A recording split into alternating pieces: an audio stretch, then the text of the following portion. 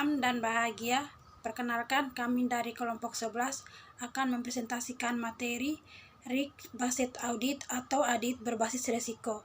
Sebelumnya, perkenalkan anggota kelompok kami, saya sendiri, Maria Barek Welan, NIM 103, Rita Oktaviani, NIM 101, Laudia Agnes Sikde Ubun, NIM 70, Elizabeth Angela Prabadianti, NIM 93, Kotilda Kostesajena, NIM 82.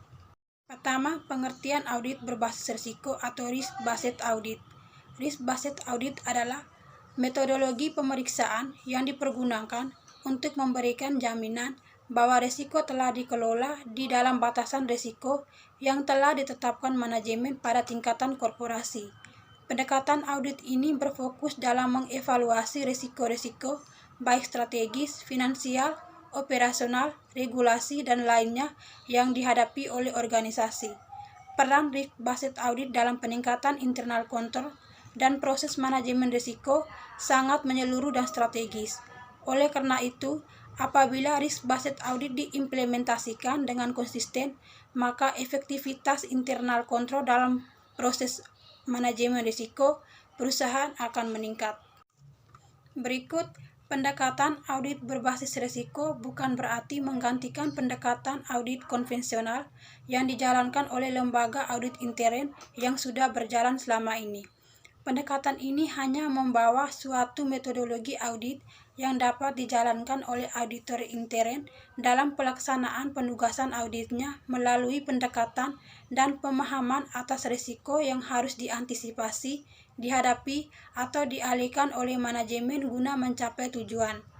Perbedaan pendekatan audit berbasis risiko dengan pendekatan audit konvensional adalah pada metodologi yang digunakan, di mana auditor mengurangi perhatian pada pengujian transaksi individual dan lebih berfokus pada pengujian atas sistem dan proses bagaimana manajemen mengatasi hambatan pencapaian tujuan, serta berusaha untuk membantu manajemen mengatasi atau mengalihkan hambatan yang dikarenakan faktor risiko dalam pengambilan keputusan. Baik, yang selanjutnya yaitu sasaran yang ingin dicapai dalam penerapan RBA. Yang pertama, mengidentifikasi risiko kegagalan, kekeliruan, dan kecurangan, serta memberikan rekomendasi bagi audit untuk perbaikan operasinya. Yang kedua, memberikan dasar yang kuat bagi tim audit dalam memberikan pendapat atas laporan keuangan dengan mempertimbangkan risiko salah saji yang terkait dengan risiko kegagalan, kekeliruan, dan kecurangan. Yang ketiga, kerangka untuk meningkatkan efisiensi, efektivitas, dan kualitas audit. Yang berikutnya yaitu keuntungan audit berbasis risiko bagi audit. Yang pertama, memberikan tingkat jaminan yang lebih tinggi atas proses dan hasil audit. Yang kedua, membantu meningkatkan proses manajemen dalam pengelolaan risiko dan proses pengendalian risiko perusahaan.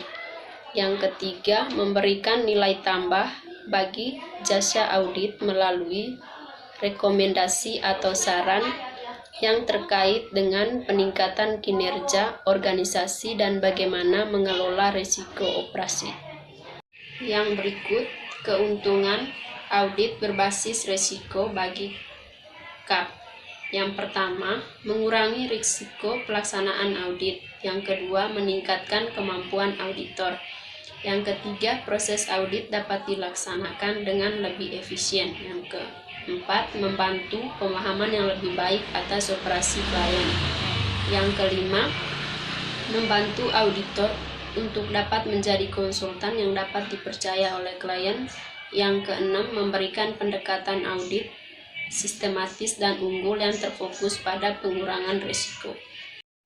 Untuk yang selanjutnya ada langkah-langkah audit berbasis risiko. Terdapat 3 langkah. Yang pertama, risk assessment atau menilai risiko, yaitu melaksanakan prosedur penilaian risiko untuk mengidentifikasi dan menilai risiko salah saji yang material dalam laporan keuangan. Yang kedua, risk response atau menanggapi risiko, yaitu merancang dan melaksanakan prosedur audit selanjutnya yang menanggapi risiko atau salah saji yang material yang telah diidentifikasi dan dinilai pada tingkat laporan keuangan dan asersi.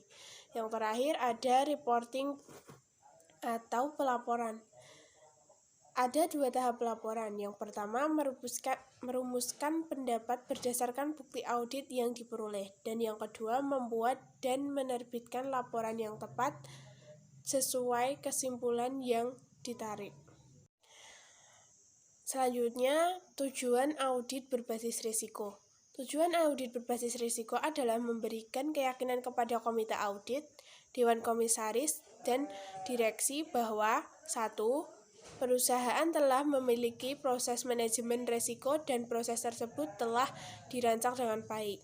Yang kedua, proses manajemen risiko telah diintegrasikan oleh manajemen ke dalam semua tingkatan organisasi, mulai tingkat korporasi, divisi, sampai unit terkecil, dan telah berfungsi dengan baik.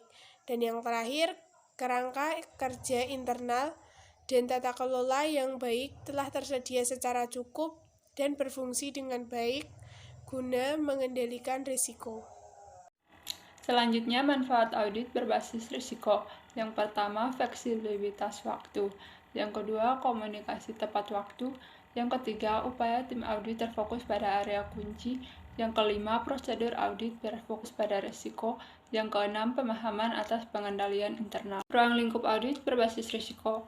Penilaian atas identifikasi risiko yang dilakukan oleh manajemen termasuk risiko bisnis yang dapat menghalangi pencapaian tujuan perusahaan.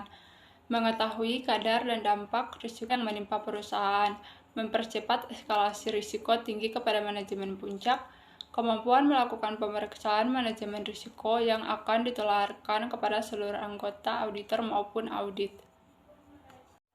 Metodologi audit berbasis risiko. Menurut Tunggal 2007, internal auditor perlu merubah pendekatan dalam melakukan audit, yaitu dari pendekatan tradisional menuju risk-based audit. Secara umum, perubahannya adalah yang pertama, perencanaan audit berbasis risiko, mempergunakan waktu audit yang lebih banyak pada area yang berisiko tinggi dan merupakan sasaran perusahaan terpenting. Yang kedua, memastikan bahwa sumber daya audit yang terbatas telah memberdayakan dengan optimal. Adanya keterbatasan sumber daya auditor atau sumber daya manusia, waktu dan biaya, maka risk-based audit dapat menghemat anggaran perusahaan dan lebih efisien karena prioritas pada area yang mengandung risiko tinggi, baik dalam tingkat kemungkinan terjadinya likelihood maupun dampaknya konsekuensi. Yang ketiga, pendekatan dari orientasi masa lalu di mana risiko telah terjadi, reaktif after the fact, menuju ke masa depan dengan memberikan peringatan dini atas kemungkinan risiko yang akan dihadapi oleh perusahaan pada masa mendatang. Yang keempat, audit berbasis risiko lebih dituntut untuk melakukan evaluasi kecukupan dan efektivitas internal control, risk management, dan government policy. Berikut peran audit berbasis risiko. Pertama, rencana audit difokuskan pada area yang paling memberikan nilai tambah dan alokasi sumber daya perusahaan. Kedua, dengan analisis risiko yang berkesinambungan, internal audit akan memiliki early warning signals, sehingga penanganan risiko dapat dilakukan lebih proaktif dan dini. 3. Mengkomunikasikan visi, misi, strategi kebijakan direksi, dan mekanisme pelaporan yang berkaitan dengan manajemen risiko perusahaan ke seluruh jajaran perusahaan. 4. Mengidentifikasi KPI atau Key Performance Index dan CSA atau Control Self-Assessment yang berkaitan dengan risiko. Terakhir, mengikutsertakan stakeholders utama dan komunitas investasi dalam kegiatan dan perkembangan manajemen risiko perusahaan. Audit Risk Model. Rumusnya AR sama dengan IR kali CR kali DR. AR sama dengan audit risk, yaitu risiko auditor mengeluarkan pendapat WTP, padahal dalam laporan tersebut terdapat salah saji yang material. IR sama dengan inherent risk, yaitu risiko adanya salah saji yang material dengan asumsi tidak ada pengendalian internal atau terkait volume dan natur dari perusahaan atau account.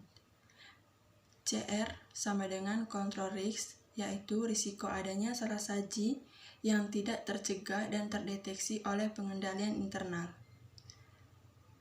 DR sama dengan detection risk, yaitu risiko auditor untuk tidak menemukan salah saji atau yang sebenarnya ada setelah melakukan prosedur audit.